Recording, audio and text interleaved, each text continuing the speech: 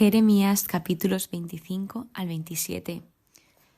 Hay personas muy, pero que muy valientes, y hay personas que están dispuestas incluso a entregarse por no dejar de defender la verdad.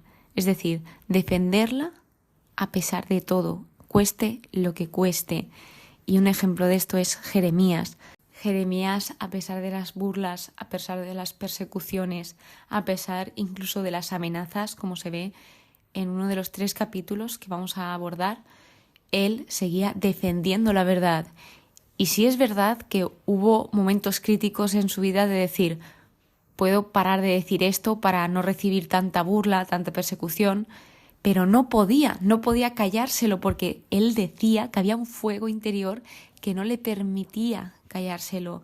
Tenía que ir con la verdad siempre por delante, porque la verdad realmente hay ocasiones en que duele, pero como dice el dicho, prefiero una verdad que duela que una mentira que ilusione, porque finalmente, si te crees esa mentira, te estamparás tarde o temprano con la realidad. Entonces es mucho mejor, en mi caso, que me digan la verdad que una mentira que luego me tenga que enterar de que es mentira, y es muchísimo peor. Así que, empezando por el capítulo 25, habla sobre Babilonia. En este contexto, Babilonia acababa de establecerse potencia mundial dominante. Hablamos sobre el año 605 a.C., que era el año 4 del reinado de Joaquín, rey de Judá, y el primer año de Nabucodonosor, rey de Babilonia.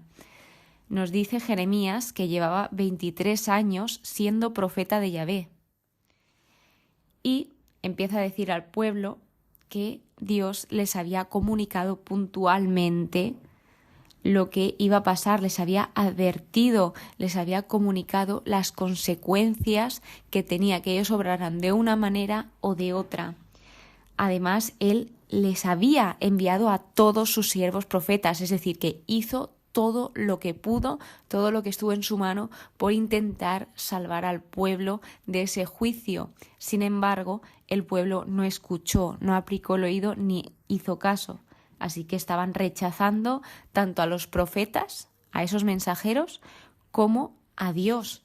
Porque a pesar de que los mensajeros eran quienes transmitían la palabra, era Dios quien les estaba hablando. Así que, como en todo, las consecuencias. Luego, habla de su siervo Nabucodonosor. Dios dice que Nabucodonosor es su siervo. Y la primera vez que lo leí dije, qué raro, esto es extraño.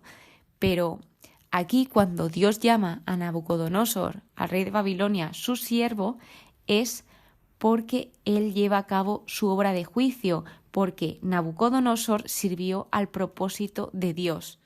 No sabemos si sabía que estaba haciendo la voluntad de Dios o no, pero Nabucodonosor fue aquel que estableció ese juicio que se merecía el pueblo de Dios, porque estaban obrando malamente, estaban perjudicando a los demás y dañándolos. Se les dice que estarán 70 años, que aproximadamente comprende el periodo de el año 605 a.C., donde estábamos, hasta aproximadamente el 536 a.C., que aquí era donde se dio el régimen de Ciro. Así que cuando pasasen esos 70 años de juicio, donde estarían en el exilio en Babilonia, una vez pasado, se haría justicia también con el rey de Babilonia y la nación, porque estos también llegaron a cometer muchos errores y perjudicaron a los demás, esclavizándolos y tratándolos de una forma horrenda. Así que no había nadie que se escapase de ese juicio de Dios, porque Dios es justo y Dios quiere que se haga justicia. Y Él, como hemos ido viendo a lo largo de toda la Biblia, Él prioriza ese trato hacia los demás, ese trato hacia las personas. Entonces, como a nosotros, espero que a todos, no nos gustan las situaciones injustas, ni que las personas que hacen el mal queden impunes, pues Dios hace justicia con ellas. Tarde o temprano, Dios siempre hace justicia, de eso no se olvida. Y lo vamos viendo en estos capítulos. después viene una introducción a los oráculos contra las naciones, que estos oráculos se dan desde el capítulo 46 hasta el 51, pero aquí nos cuenta la introducción. Aquí en medio vemos como Jeremías no es un libro que está ordenado cronológicamente, sino que va pegando saltos, que es algo que me está confundiendo un poco, porque de repente estás leyendo sobre el rey Joaquín, de repente sobre Sedecías, de repente te habla de Nabucodonosor, que es el de Babilonia, y, hombre, los hechos, te tienes que ir atrás, luego hacia adelante, etcétera, etcétera. Es un poco lioso, pero poquito a poco. Y aquí habla de la visión de la copa de vino, que en el Antiguo Testamento la copa de vino era una imagen poderosa de la ira y el juicio de Dios. Y vemos cómo también esto es significativo en el Nuevo Testamento, porque cuando se encontraba Jesús en la pasión, vemos cómo Él tomó de esta copa por nosotros. Dios tomó todas nuestras culpas, toda la ira de Dios que tenía con su pueblo, Jesús, mejor dicho, y Él la bebió, la tomó. Si recordáis, en el Nuevo Testamento dice: Padre mío, si es posible, aparta de mí esta copa, pero no se haga mi voluntad, sino la tuya. Aquí lo que Dios hablaba era este juicio, de que le manda ese mensaje a Jeremías para hacerla beber a todas las naciones que Dios le envió. Vemos ese ejemplo de Jeremías porque Jeremías obedecía a Dios. Dios le decía algo y Jeremías quería hacer esa voluntad del Señor. Entonces vemos cómo podemos recordar que este juicio fue anticipatorio y Dios les dio millones e infinitas de oportunidades para arrepentirse, pero se repite que ellos no escucharon y que siguieron por caminos malvados. Después, al principio del capítulo 26, se abre un nuevo apartado en el libro de Jeremías que se llaman las profecías de felicidad. Y esta es la introducción, donde habla que Jeremías es un profeta auténtico. Ojo ahí con la descripción del título, profeta auténtico, un profeta que era él mismo, que defendía la verdad. Y aquí este capítulo habla del arresto y el juicio de Jeremías a raíz de su sermón contra el templo. Aquí es el principio del reinado de Joaquín y lo que Dios le dice es que pronuncie todas las palabras que él le dice sin omitir ninguna, todo el mensaje, que no se coma partes, todo. Así que otra de las cosas que Dios le dice y que Dios advierte al pueblo es que Dios confía en su pueblo, de que cree en ellos, a pesar de que ellos le desobedezcan, vayan contra él, le rechacen. Dice: a lo mejor escuchan y abandonan su mal camino, y yo me arrepentiría del mal que estoy pensando hacerles por la maldad de sus obras. Él, pues, se preocupaba por ellos, intentaba comunicarse por ellos, pero él no iba a cohibir la libertad de los demás para poder hablarles. Él respetaba la libertad de su pueblo ante todo, y si no querían escuchar, pues él aceptaba esto, él respetaba a los demás. Así que cuenta que todos los presentes lo oyeron y ellos, al oír esto, se asustaron, se atemorizaron y le preguntaban a Jeremías que por qué estaba profetizando todo esto en nombre de Yahvé. Pensaban que él lo estaba haciendo por el mal de su pueblo, porque le gustaba ver cómo los demás sufrían, cuando Jeremías tenía un dolor inmenso en el alma y un sufrimiento tremendo por todo lo que le iba a pasar a su pueblo. Y aquí Jeremías le responde diciendo que Yahvé le había enviado a profetizar. Él simplemente estaba haciendo lo que Dios le estaba diciendo.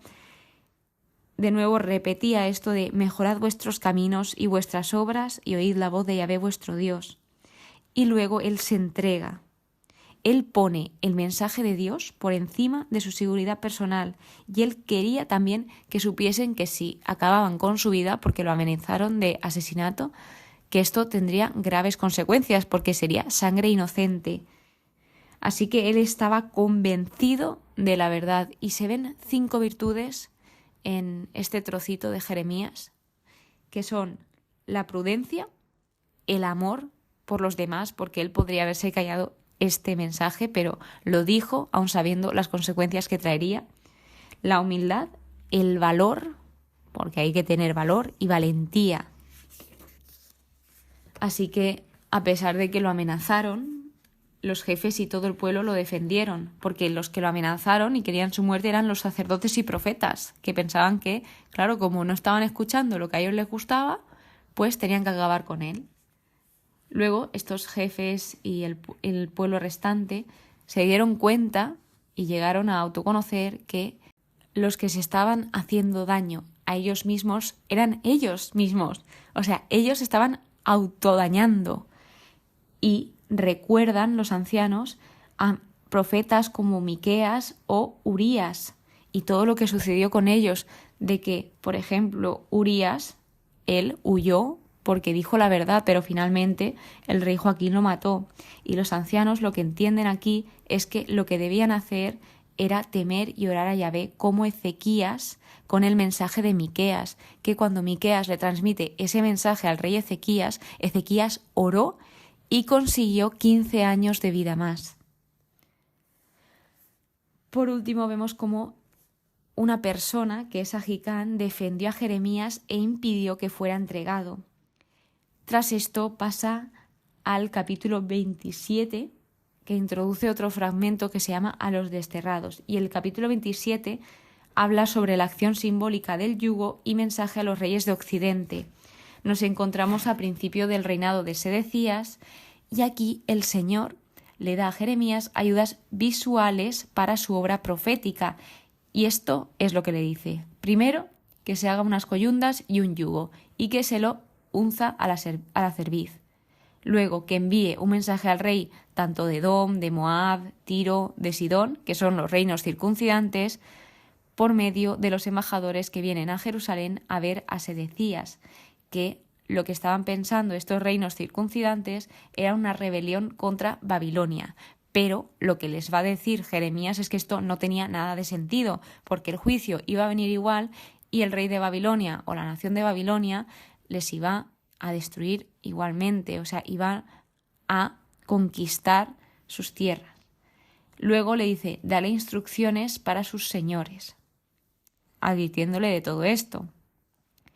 Vemos cómo también se reconoce que Dios es creador y que dice luego que todas las naciones servirán al rey de Babilonia hasta que se haga justicia y también se haga justicia con Babilonia, porque se hacía justicia con todas las naciones, no solo con el pueblo de Dios, sino con todas. Habla de los que decidan servirles a Babilonia y los que no. También habla de los profetas falsos, los adivinos, los soñadores, los agoreros, los encantadores, que lo que nos decía el estudio, y es totalmente cierto, es que en una época de crisis nacional los falsificadores religiosos siempre prosperan porque muchas personas solo quieren escuchar mensajes reconfortantes que a menudo pueden ser falsos.